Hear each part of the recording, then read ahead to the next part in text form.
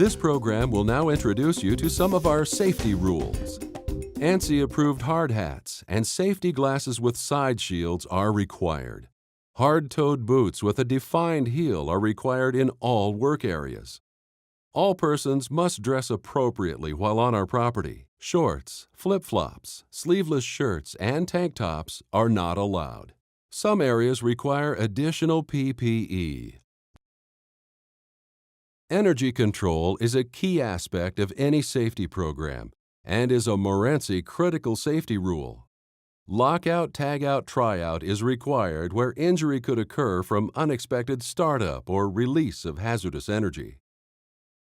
Training is required for anyone performing lockout, tagout, tryout, including annual refresher.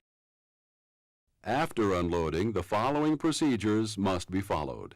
Make sure the transfer is complete and close all tank and loading valves before disconnecting.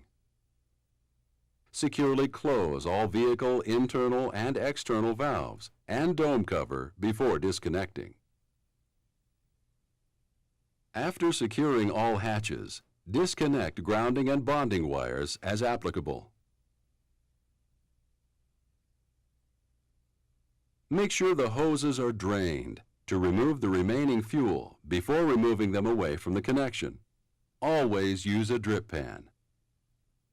Cap the end of the hose and other connecting devices before moving them to prevent uncontrolled leakage. Place the board on the heating plate. Clean the pad area with isopropyl alcohol and wipe with a lint-free wipe. Allow the board to dry and do not touch the pad area with bare hands after cleaning.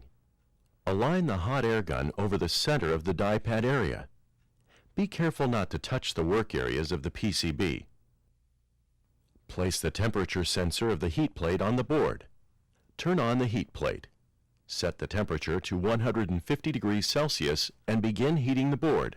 When the heat plate reaches 150 degrees Celsius, use the micro spatula to apply a small amount of flux, enough to cover the pads where the die is to be placed. Check the orientation of the die to ensure correct connections will be made. The amount of copper poured needs to be measured precisely.